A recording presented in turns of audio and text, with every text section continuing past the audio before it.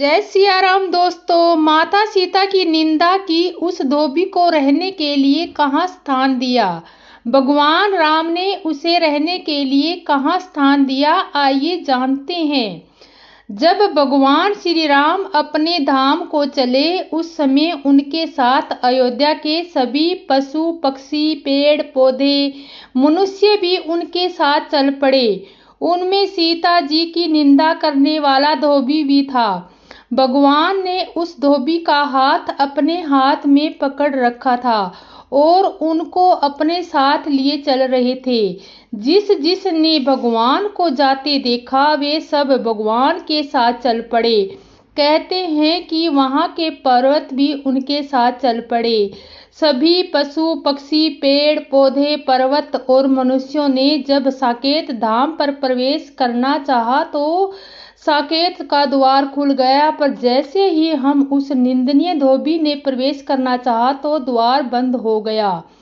साकेत द्वार ने भगवान राम से कहा, महाराज आप भले ही इसका हाथ पकड़ ले, पर यह जगत जननी माता सीता की निंदा कर चुका है। इसका पाप इतना बड़ा है कि मैं इसे संकेत के प्रवेश की अनुमति नहीं दे सकता। जिस समय भगवान सबको साथ लिए संकेत की ओर चले जा रहे थे, उसी समय सभी देवी देवता भी आकाश मार्ग से देख रहे थे कि आखिर सीता माता की निंदा करने वाले पापी धोबी ने भगवान को कहाँ स्थान दिलाते हैं। भगवान ने द्वार बंद होते ही इधर उधर देखा तो ब्राह्मण जी ने सोचा कि कहीं भगवान इस पापी को मेरे ब्रह्मालोक में तो नहीं भेज दे।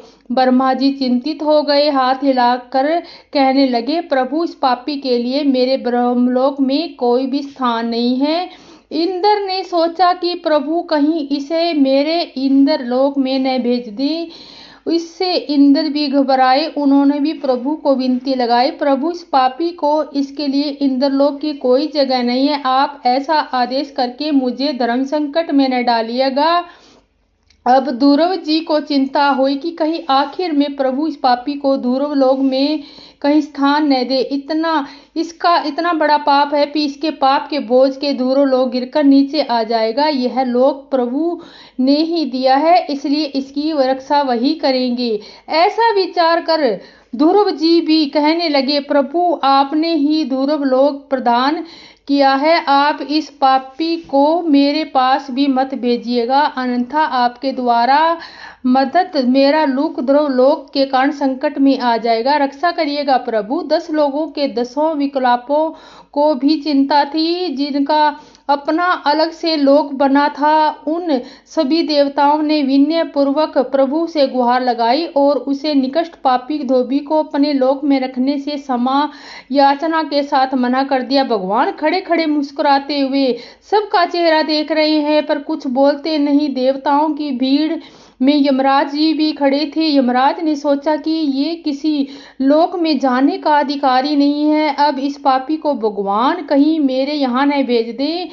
माता की निंदा करने वाले को किसी देवता ने स्थान नहीं दिया। यदि मेरे लोक में स्थान मिल गया तो देवताओं के बीच निंदा का कारण भी बन सकता हूँ। इसे यमपुरी में नहीं रखा जा सकता। यमराज जी घबराकर उतावली वाणी से बोले, महाराज स्वामी आपने जिसका हाथ थाम रखा है वह इतना बड़ा पापी है कि इससे लिए मेरे यमपुरी में कोई जगह नहीं है। अब धोबी को घबराहट होने लगी और मेरी दूरदर्शी में इतना निंदनीय कर्म करवा दिया है कि यमराज भी मुझे नहीं रख सकते। अब तो मेरा जाने का क्या होगा। भगवान ने धोबी की घबराहट देखकर संकेत दिया, तुम घबराओ मत, मैं अभी तुम्हारे लिए एक नया संकेत का निर्माण करता हूँ। तब भगवान ने धोबी के लिए एक अलग साकेत धाम बनाया। सिय निनन अग घोर अग नसाए नोक बिसोक बनाई बसाए। ऐसा अनुभव होता कि आज भी वह धोबी अकेला ही उस साकेत में पड़ा है, जहाँ कोई देवी देवता का वास नहीं है, न ही वह किसी को देख सकता है न ही उसको कोई देख सकता है। इस तरह धोबी न घर का न घाट का। जय सिया राम दोस्तों।